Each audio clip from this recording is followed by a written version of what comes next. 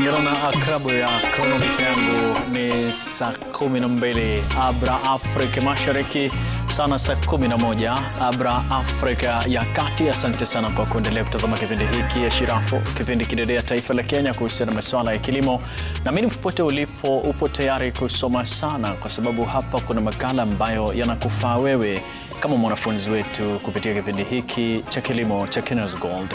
Najua wafuasi wa soka sasa hivi tunafuatilia Harambee Stars ikititigana na timu ya Burundi, na bila shaka tunafuatilia hilo, lakini leo tunageuza darubini. Sasa tunaingia kwa kahawa.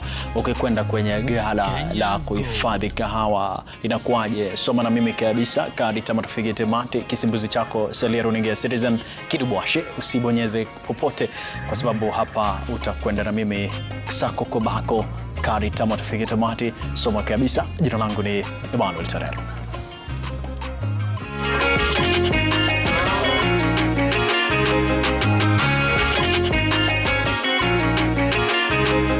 Habari za wakati huu, karibu sana katika kipindi cha Cotts Gold. Nipo safarini, angalia nyuma yangu imeandikwa Exit, tupo warehouse, lakini hapa ni kwa kutokea. Tunakwenda sasa sehemu ya kuingilia. Ungependa sana kufahamu namna mambo yanafanyika hapa. Tumekwenda safari yote ya kahawa, lakini kahawa yako ikitoka shambani na unataka kufanya mahuruji au export, inakuaje? Itakuwa raha sana usome na mimi kadi tamatufike tamati. Hii ni warehouse ambayo tunahifadhi kahawa wakati tunasubiri kwenda kimataifa. Raha ilioje! Kuna mtaalamu ambaye atatufunza kabisa kuanzia mwanzo hadi kule mwisho. Soma na mimi, kalamu, karatasi, andika, tekeleza baadaye. Twende kazi.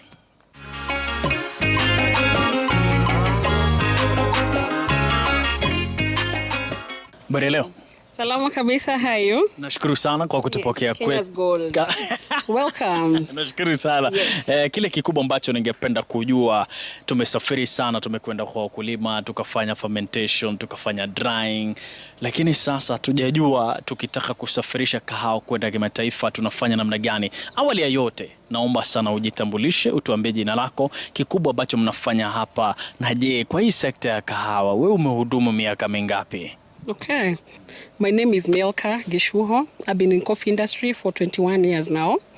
This is coffee warehouse. We have coffee in these warehouses.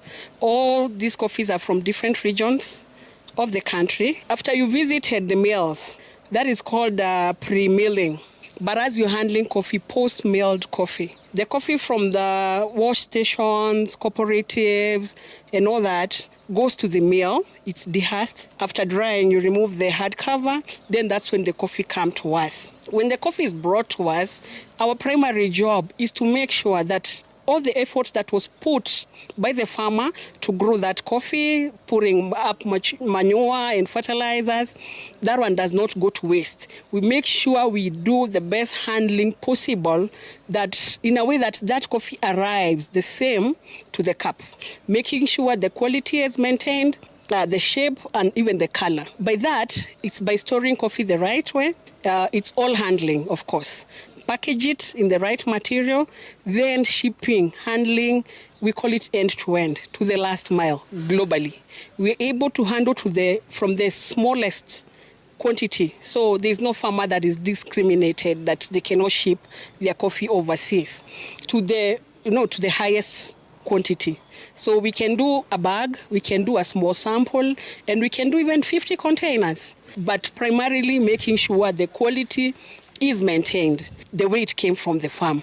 Mimi ni mdogo mkulima ambaye anahitaji nafasi ya kuchukua kahawa kutoka kule shambani. Yes. Nina gunia moja, nina magunia 20, nina 100. Ni nini nahitaji kama stakabadhi ili niwafikie nyinyi? Definitely coffee is it's highly regulated commodity. So you must have a license to make sure the level you want to take your coffee is licensed. For us, we have what we call a warehouseman and logistic.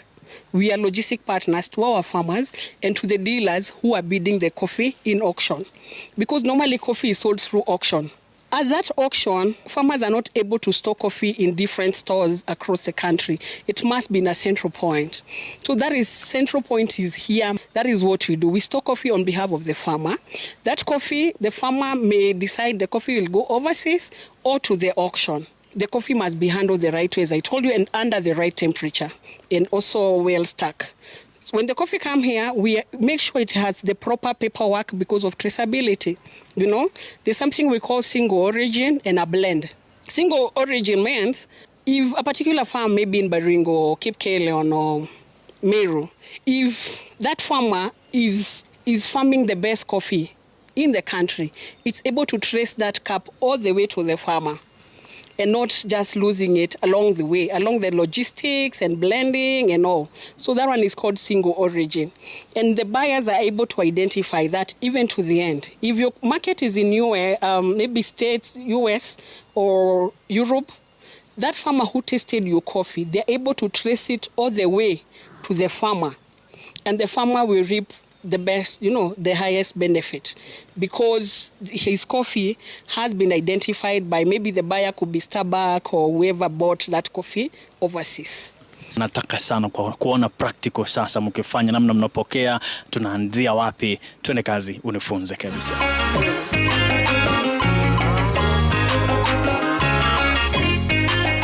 As you can see, this is a very busy place. We call it a coffee plant, a coffee processing plant. We have end-to-end processing plant. By end-to-end, I mean we can meet all your coffee needs. That is post-milled coffee. If you look at this machine, we call it a grader. This grader is the most modern machine. So when we talk about a screen 18 means a screen 18 here, in Europe, in US, whatever part of the world. So this grader, once we have the post-milled coffee come in, depending with the need of that coffee, it could have been having some mixed beans. Mixed beans, I mean maybe AA, AB in that particular consignment. And you want to get out AAs out of that consignment of AB. Our primary job is to make sure the coffee is in the best state before it arrives to the destination. So when the farmers comes in with your coffee, it has different needs. If you look at this whole place, it's a busy place with we call it a coffee plant. We are able to meet every need in coffee end to end. By that I mean through the value chain, the coffee value chain, there are so many things that are added to the coffee or removed from the coffee to make it a better cup. These machines, from the beginning, you'll see there's a grader, there's a coffee grader, then we have a gravity table, a color sorter, then we have the blending silos. These are called bulking machines. So when the coffee comes in, we advise the farmer for you to get the best out of your coffee. Everybody's looking for a dollar extra. So it's good to make your cup profile better. So when it's graded, you're able to get out screen 18, screen 17, 16, all the way to the dust. And that tells you there's no impurity that is going to be shipped out of the country. Screens means, they are also standard globally. And we have maybe a scenario whereby an AA is screen 18 and also a 17 is screen 18. So, but there are buyers who are very particular who would request for screen 18 as an AA. But the coffee has come in with a screen 18 and a 17 in it. So we advise the farmer just take it through the grader so that you're able to separate the two screens and he gets the best cup. The second machine is a gravity table. Gravity table, it's grading basically, but by density, how heavy and how light the coffee beans are. Of course, the heavier the better. So we take it through maybe the same quality of AA, but some beans are lighter, and we remove that for different market, or maybe for the same market, but graded differently.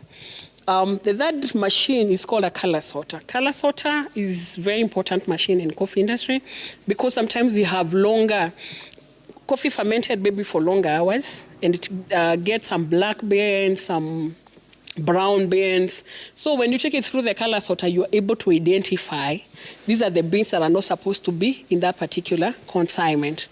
Sometimes even maize and few beans, you'll find it in that consignment. So you take it through the color sorter. It's an optical machine, so it's able to see exactly what is removing from the coffee. We have the two silos that are identical. One has a pipe that is facing outwards.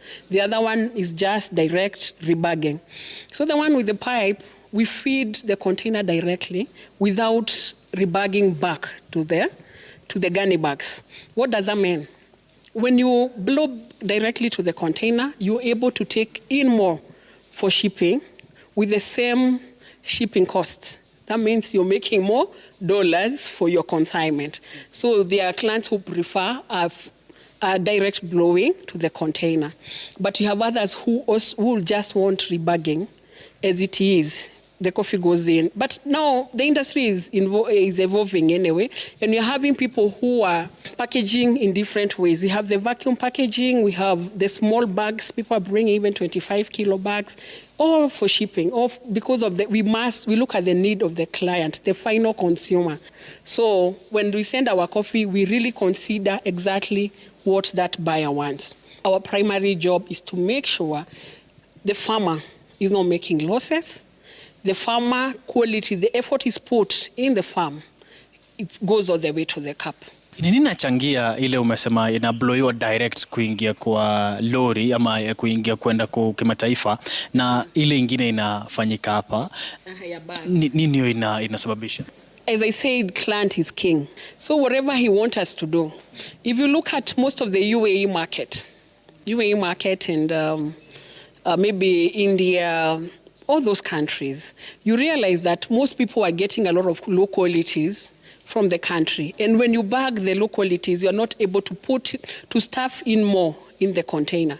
So they prefer blowing directly. Of course, you line the container, and you have another liner that we call it a jumbo bag, a very big bag that is just around the container.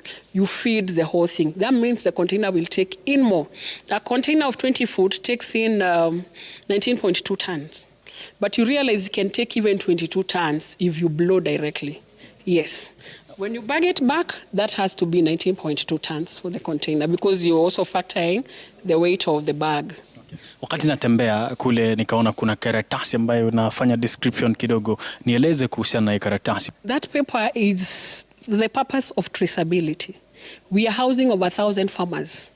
So for us to be able to know this farmer, this coffee belongs to this person. It also gives us an easy time when you're loading. You don't have to go through all the warehouses looking for coffee. That stacker card, it's called a stacker card, is reading all the details of the farmer, where the region of the coffee, the number of bags, and when even it changed hands to maybe to the buyer.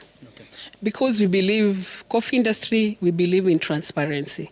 Actually, if there's anything that can really bring you down is when you're doing any fishy business. So when coffee comes in, we have different trucks from different regions. Depending with the trucks, whatever time you arrive, we indicate on that whiteboard so that there is transparency and we are not going to keep you for long. You know, we call it a TAT, turnaround time. We are also, because time is everything in coffee because of the vessel booking and everything. Vessel is not something like a matatu, you'll tell them, stop, I'm coming. No, once it buds, you know. So we make sure, you know, everything is indicated. Whatever time the driver came in, time we are offloading.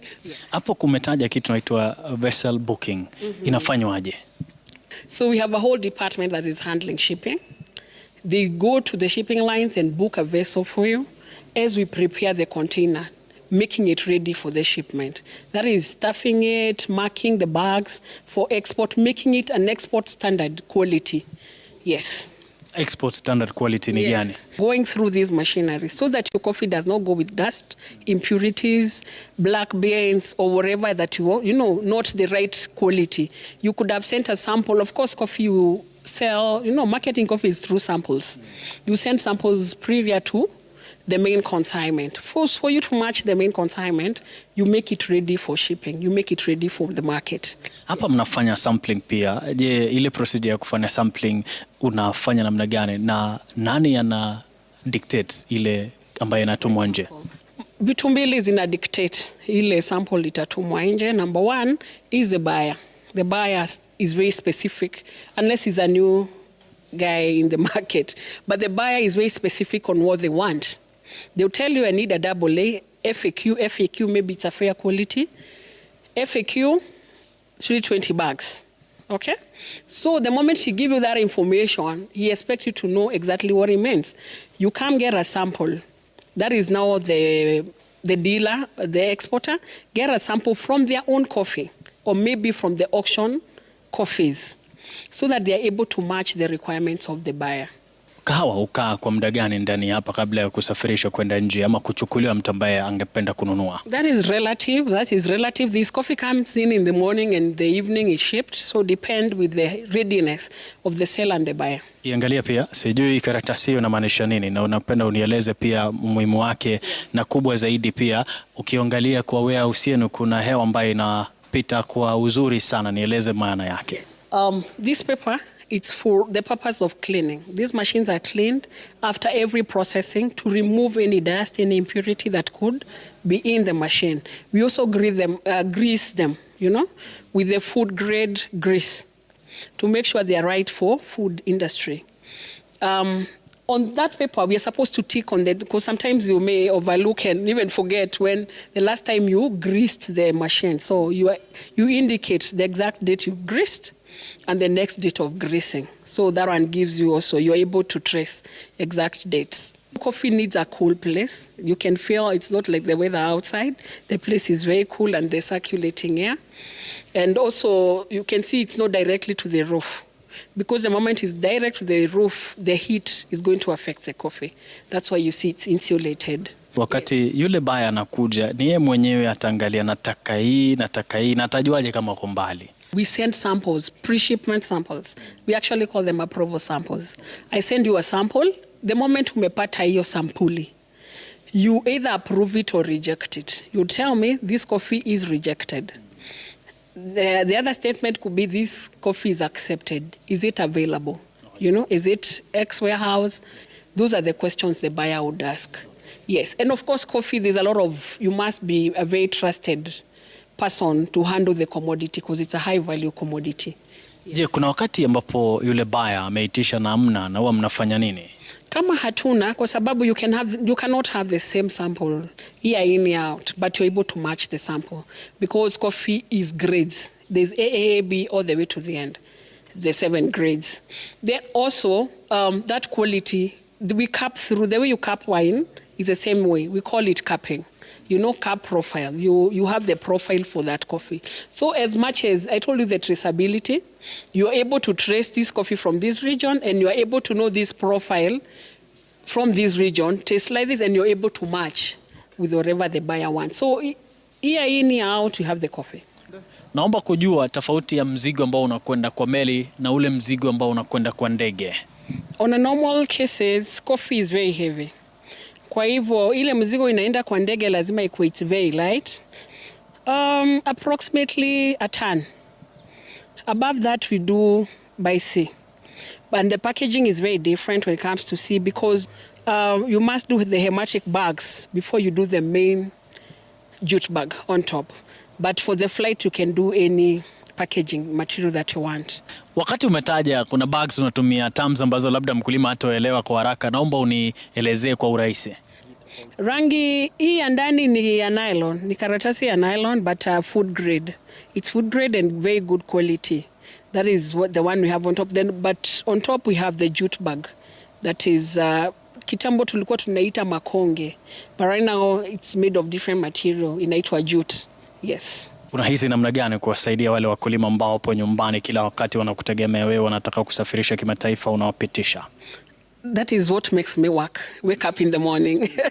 I feel so good when a farmer gets a client and ship his coffee overseas. Because that is actually success to me. That is what I call success. Kuna wakulima ambao wanakosea quality ambayo unahitaji, utaambia nini? Yes. Wengi sana waweke kahawa yao manure, let them take care of their coffee. The coffee trees are giving even 15 kilos. I've seen people who are giving 15 kilos. So coffee is just like human beings. Whatever you feed it, it's going to show.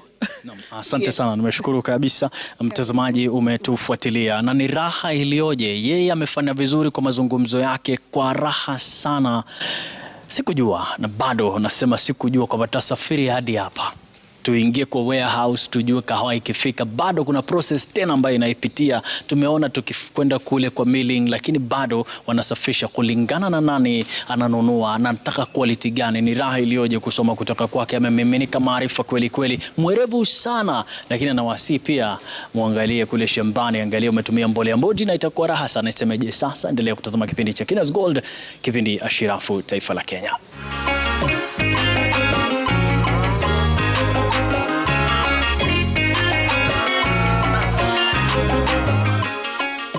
Ile kahawa imetiliwa ndani ya boksi kumaanisha kwamba tupo safarini, tunafanya mahuruji kwenda kimataifa. Inafanyika namna gani? Kwako ni kusalia na sisi. Nitakuwa na wataalamu wawili katika kipindi hiki siku ya leo ambao watazungumzia sana kuhusiana na kufanya mahuruji kwa njia ya meli, lakini yule ambaye tutakuja naye katika makala ya kwanza atatueleza namna ya kufanya mahuruji kutumia ndege. Inakuwaje? Kuna mbinu mbadala ambayo unahitaji kusikiliza wewe. Kutakuwepo na stakabadhi ambazo unazihitaji kufahamu wakati unafanya kusafirisha kahawa kutoka shambani kwenda hadi kule hardware na baadaye kupelekwa katika uwanja wa ndege. Unahitaji nini na nini? Bila shaka kalamu yako, karatasi, andika, tekeleza baadaye. Tunakuenzi wewe kama mwanafunzi wetu. Karibu sana katika kipindi hiki, tusanzuke kadi tamarufiki tamati. Shikilia papo hapo kisimbuzi chako, kisalia runinga Citizen kidubwashi papo hapo. Bila shaka jina langu ni Emmanuel Terer.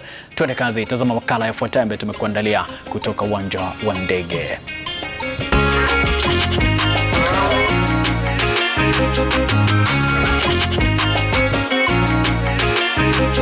Naomba sana ujitambulishe kwa kuniambia jina lako, sehemu tuliko na kipi kikubwa ambacho mnafanya hapa. Asante sana. Kwa majina naitwa Kerich John Rotich. I'm the freight manager. In air freight, what we do is to do freight forwarding of shipments by air. We use air freight on temperature and value sensitive shipments. So for air freight consignments, people look at reliability, security, and efficiency.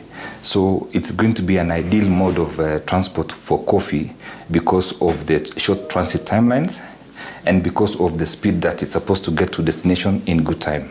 So people prefer air freight as the mode of transport. Okay. Yes. Kikubwa ambacho kinafanyika baada ya kutoka kule warehouse, nini hicho ambacho mnafanya nini? Tukipata inquiry from the customer, what we do is to book with the preferred airlines. Kwa maana mzigo unaenda different destinations. Kwa hivyo tukipata inquiry, we respond to the customer with the list of requirements because of the origin requirements. There are some set of documents that are required in Kenya and set of documents that are required at destination. So when responding to the customer, we list down the documents that are required based on the product description and at the same time the scope of services that we are going to offer. Kama tutafanya either door-to-door services ama tutafanya door-to-port. If we are going to undertake door-to-door services, itabidi tutumie agents wetu at destination for them to undertake the clearance and last mile delivery to destination. But if we are going to do door-to-port, mzigo tu itafika airport, alafu agent wa consignee atachukua mzigo na afanye clearance. Yes sir. Hivi kufanya procedure ya door to door huwa inahitaji nini sana? Na vile vile ile umesema door to port. Yeah. Sisi hiyo procedure unatofautisha namna gani? Essentially door to door inamaanisha tunachukua mzigo kutoka kwa client, we facilitate for the freight forwarding, inaenda up to destination. Our agents picks it up from destination airport, anafanya clearance na anapeleka mpaka consignee. That is door to door. From the farm, airport to another airport to destination or the consignee. Alafu door to port itatoka from the farm ikuje airport to the final destination airport. Alafu agent wa customer atapick from airport apeleke destination in terms of clearance. Hiyo yote inahitaji stakabadhi fulani. Ni stakabadhi zipi ambazo mkulima anafaa kuwa nazo wakati anaanza hii safari? Nitatumia documents zile zinahitajika na hapa niko na furushi la documents. Kuna packing list zitahitaji kwa Kiswahili. Packing list. Packing list will give us the details of the documents in terms of the shipper's details, consignee details, the nature of the goods, the dimensions, and the actual weight, that is the gross weight. Because airline sell space. Unaweza ukaletewa mzigo yenye ni 5 kilos, lakini ukienda kupima utapata volumetric weight ni kubwa. So because we work with airlines and they sell space, from the dimensions that are given on the packing list, we are going to compute the volumetric weight which is going to be applied on that particular consignment. So this is what we call the packing list, and it has got the shipper's details and the consignee details and the shipment's description. Secondly, we have the commercial invoice. The commercial invoice has got the shipper's details. It has got also the shipment's description and the value of that particular product that you're exporting. Also, what's appearing on the commercial invoice is the terms that are required, known as the Incoterms. That's the international commercial terms. These commercial terms will determine whether the cost of the product is inclusive of freight or it's just an FOB. FOB is the cost of the product alone. CIF is cost, insurance, and freight. As CFR is cost and freight only. That is going to appear on the commercial invoice. And based on the destination of the shipment that is going, we also have one document known as the Euro 1 form. Euro 1 form is a document that is filled for shipments that are going to Europe. It goes to the European countries, so you have to fill in a Euro 1 form. It has got the shipment details, the consignee details, and the shipment description. It is all gotten in this Euro 1 form. Then for the shipments that are going to Middle East and African countries, you're going to have what you call the certificate of origin. The certificate of origin looks like this. It has got the shipper's details, the consignee details, the shipment description, and the institution that is issuing it. That's the Kenya National Chamber of Commerce and Industry. Then lastly, we have got the phytosanitary certificate, which is issued by KEPHIS. That is the Kenya Plant Health Inspectorate Services. It shows that the goods are free of vermins and pests. And also, it shows that the pallet that is packed on that particular product is being fumigated, because it has to be having the correct moisture content, so at least we don't have molds growing on the product that's being exported. Umesema unauza space. Yes. Sasa wakati nakwenda kuangalia hiyo space kama wewe, yes, utamwambia mkulima ni shilingi ngapi na je anagharamia yeye ama kuna mtu anagharamia? Wakati unasema kuhusiana na ile molds kutokea kwa kahawa, una protect namna gani utajuaje kwamba hii inafeli inarejea? Swali la kwanza, kulingana na space ile napata kwa airline, it's the exporter who is going to meet the cost of that space. We have got two types of customers. Kuna wale wenye wamesign contract na sisi, and they have got the credit terms. Those who have got credit terms are going to be replenishing the account based on the terms that are available. If it's 30 days, they replenish the account after 30 days. So we'll incur all the other third-party charges on behalf of the customer and issue a final service invoice. The cash customers or the walk-in customers are the ones who we are going to give them the pro forma invoice and they pay us upfront. So it is the shipper who is going to meet all those charges. That is the shipping cost, the freight charges, terminal handling charges, and the destination clearance charges. Yes. So la pili, kulingana na maneno ya pests, based on the documents that have given you, KEPHIS. KEPHIS is the government institution that does inspection of shipment to ensure that there are no pests on that particular product being exported. So if those products fail inspection, you'll not be given with the KEPHIS certificate. And if the pallet that is got vermins does not meet the requirements, you'll not be given the stamped copy that has met the international standards for shipping. So the goods will be declared unairworthy. So we will not accept those goods to be exported.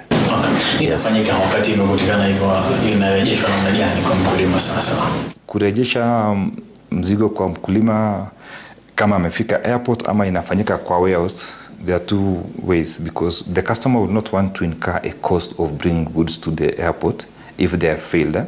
So it's recommended that this inspection takes place at the warehouse. Pale penye customer anafanya sorting ya mzigo yake, ndio ipunguze gharama ya kuleta mzigo airport na kurudisha. Wakati unazungumza ukataja kuhusiana na space, ile kusecure space kwa ajili ya yule mkulima huwa mnafanya namna gani? Nieleze utaratibu wenyewe.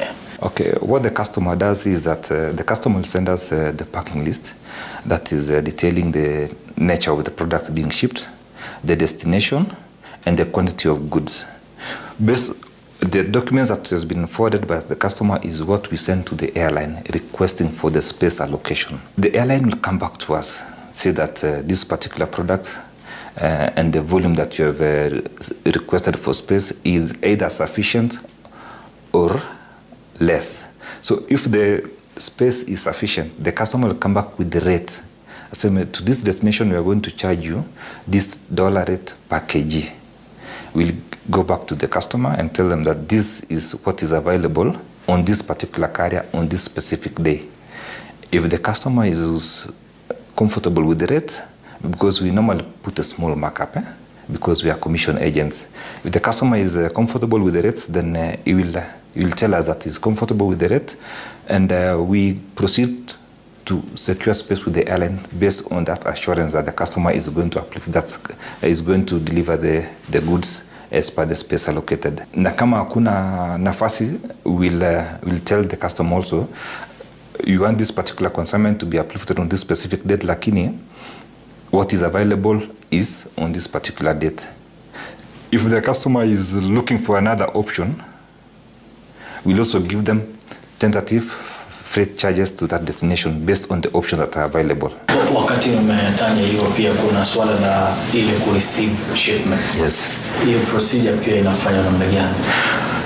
To receive shipment, because air freight is a very secure environment, the person who is delivering these goods has to avail his national identification document and give us the vehicle registration number.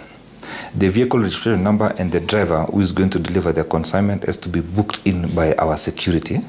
So our security is aware that this consignment is going to be delivered to this shed, and he notifies the people who are on duty at that particular time. So mzigo ikifika kwa gate, they have to check the seal number, the driver details in terms of the driving license, and the registration number of the vehicle. When it's cleared with the security clearance, he proceeds to a cargo acceptance area, whereby the shipment is going to be offloaded and handed over to the airline for weighing, labeling, and screening. Once that is done, the port clerk now will proceed to come and generate a document known as the airway bill. Airway bill is a ticket allocated to that particular consignment, and it's specific to airlines. So based on the weight that has been allocated to that particular consignment, the clerk will pick the weight docket, akuje nayo na afungue file. Akifungua file, ndio ataweka hizo shipping documents kwa hiyo file, alafu waendelee kufanya maneno ya kuweigh, and also to check whether the number of packages tallies with what was on the documents. Kuna mtu ambaye yupo kimataifa na angependa kupokea sample, huwa mnafanya nini ili kufanikisha kusafirishwa kwa samples? Because sample is a small consignment, it will not go the rigorous way of screening, because somebody can send a shipment that is less than 2 kgs, but the documents that are supposed to be used are more or less the same as the one for the general shipment, because you have to give us the packing list, commercial invoice, and also the phytosanitary certificate has to be produced. Your one form and certificates of origin will not apply, because these are going to be samples of low value. When you want to test the market, you send a sample. Then if the product uptake is going to be good, that's when you're going to ship in voluminous shipments to meet the market needs. Kwa mnashirikiana namna gani na mashirika ya wakulima na vile vile yule mtu ambaye angependa afanye peke yake? Ikifanyika kwa shirika, I'll give you an example of maybe the tea growing area for us to get an understanding. When you are working with the cooperative, we have got a collection point for delivery, and this coffee is going to be sorted in that cooperative. But when you are dealing with an individual person, it becomes very expensive, because you have to do the delivery alone and make sure that the shipment is delivered as an entity to the airport. So when you're receiving bulk coffee shipments, they are sorted from the cooperative and they are delivered in one batch, rather than when you are dealing with an individual person. Tunashirikiana vizuri kwa maana tunaelewa changamoto yenye wakulima wanapitia. So we give them extension skills that are needed. Tuna advise in terms of the market dynamics, what are the requirements in the overseas market, what are the value adds that the customer is supposed to put into their products for them to be competitive, and what are the high season rates that are going to help them be competitive in terms of getting the best value for their produce. Wakati mwingine mnasafirisha lakini mzigo wa mkulima unapotea, wewe unafanya nini, na je changamoto hii imewaitokea? We sensitize the farmers to ensure their products because in the throughput of the supply chain, we normally get maybe under delivery we get pilferage, we get damages. So it's good for the customer to ensure his produce, so that at least you'll be compensated in case of such eventualities happening. Zinafanyika because faida na hasara huwa pamoja, ni kama chanda na pete. So zitafanyika wakati mwingi. Tunatazama pia na angependa sana kwanza peke yake safirishe kahawa yake kwenda kimataifa, na pia kuna shirika ambalo lingependa kujiunga na nyinyi, hakujawahi kwenda kokote na wao wanataka kuingia sasa. Advice yako ni gani kwa watu tembelee? We are a one-stop logistics service provider. Tutampea solution and link them up to the available markets. And we are open 24/7. Tunasikiza, tutapata contact zetu from tovuti letu. Asante sana, nimeshukuru kwa maelezo yako kabisa makubwa. Kuna mkulima ambaye hakufahamu hayo yote ambayo umeyasema. Shirika pia lingependa kuingia hapa, lakini wamesikiliza na wamefuatilia, na bila shaka wataandika baadaye wakaenda kutekeleza na kufuatilia. Asante kwa kutupa nafasi hiyo. Bila shaka umesikiliza kutoka kwake, na ni raha kwamba uliandika baadaye kwa kwenda kutekeleza. Kile kikubwa ambacho nimependa sana kutoka kwake ni kuhusiana na mashirika ya wakulima ambao wanakuja hapa, wanashirikiana nao kufanikisha shughuli ya uhawilishaji na kusafirisha, kufanya kile tunaita mahuruji au export, kusafirisha kahawa kutoka taifa la Kenya hadi kimataifa. Pia amehakikisha kwamba mzigo wako utakwenda kupotea, kwa sababu kuna watu wanaofuata kabisa hadi kule mwisho. Raha iliyoje! Kipindi cha Kenya's Gold ni darasa, kalamu, karatasi, andika, tekeleza baadaye. Tunakuenzi wewe kama mwanafunzi wetu hapa, utasoma sana. Hello. Kenya's Gold is on the ground, and right now we are at the Jomo Kenyatta International Airport. This particular place is the Air Cargo Terminal, and what you can see around me, unaona mizigo kila mahali. All these are agricultural produce from our farmers, including coffee that will be finding a new destination in the international market. So the reason as to why we are here is to speak to different officials, ndo tuelewe, before our produce gets to Middle East, to the Europe nations, what are the processes in there. So come along with me, let us learn together right here, starting now.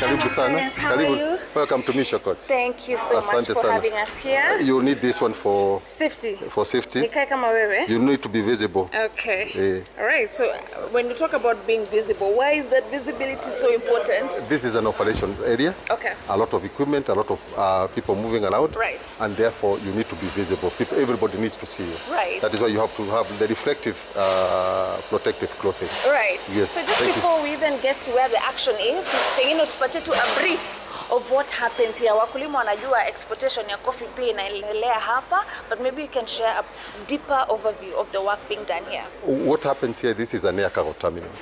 What we do is that we receive cargo on behalf of the airlines. All types of cargo that are being exported. On this side we have got perishables, we have got on this side we have got dry goods. Dry goods such as coffee samples. We have got general merchandise coming in and going out, coming into the country and going out of the country. Right. Yes. Great. Okay. So in case we want to now see the process on coffee, would you take us through that? Tuone kama tunataka ku export coffee, how is it packed, how does it leave this place, and also when we're importing, if you can show us how that looks like. Basically what happens is that we shall receive the cargo here. Let me say, like cargo, in case of samples of cargo, the exporter or the agent will come and deliver the cargo here. And this is where it docks in. Once it docks in, what we do is that we'll check the documentation. the documents that are required for exportation, both here and at the destination country. Right. Now, what happens is we shall also check on the packaging, how it is packed. It has to be safe for the flight. Number two, it has to sustain the rigors of the journey from here to the destination. So all these are things we check. Right. After we have checked that one. Before we even get there, umesema lazima iwe imepakiwa vizuri, it has to be safe for the flight. Yes. Talk to us about that packaging. What is the correct way for it to be packed? Most of for all the products, they have got the packaging that is required. If it is coffee, we are directed by either the coffee board or the AFA that the coffee should be packed. This is how it should be packed. But then also when it comes here, you have to check that it will not spill on the way, and it is safe enough to light on the journey to the end. Right. Yeah, that's also the thing we check on. Right. Then we of course we look at the documentation, whether it is properly documented. There is what we call a navy bill, and then there is a booking for it on the respective airline it is tried on. Then we also have to check on the customs entries. Everything has to be in order. What is required abroad, we have to ensure that we have it. Number two, what we do now is that we have to check the weight.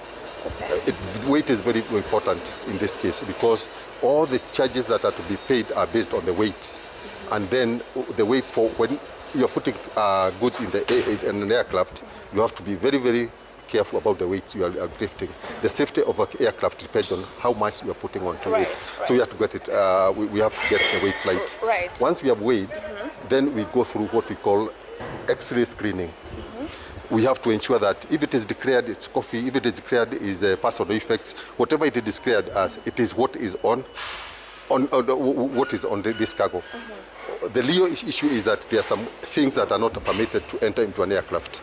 You have to be sure that once we X-ray screen the goods, we ensure that there is no contraband or thing that might pose danger to the aircraft. Right. Now, once we have screened and we know that the goods are safe for the flight, we store it in our warehouse, awaiting the flight time. Right. So once we store it, we know that the flight is coming in the next 24 hours, 3 days or so. We now hand it over to the airline after that. How often do you have coffee that you're exporting? Mostly because of the nature that coffee is bulk, what we receive here are samples mostly. Maybe a customer abroad wants to see samples before the actual coffee arrives. That is what we shall have. And it is maybe weekly we might have 3-4 consignments of samples. Samples that somebody wants to have these samples sent abroad for grading or for acceptance. Before the real consignment is sent by sea, we shall send samples here. Right. Yes. So the main consignment is sent by sea. By the main, here we have the samples. We have the samples. Ukiangalia your sample, normally itakuwa kama kg ngapi? Is there a limit? No, we don't have a limit. But you see now, if you're sending samples for no commercial value, you can't put in a lot. Yes. You just have maybe 5 kilos, 10 kilos, 20 kilos. That is what we are sending, depending on your agreement with the eventual customer. Right. That is what we do. Great. Yes. So you said before the flight, inawekwa kwa warehouse kidogo? Yeah, depending on like now, the flight may be coming in tomorrow, or it might be leaving tomorrow. So we shall accept today, and then we hold it in our premises. Depends on the flight details and what. Again, the customer wants to bring it early enough so that he has got enough time for the formalities. After which now we can prepare it for the aircraft.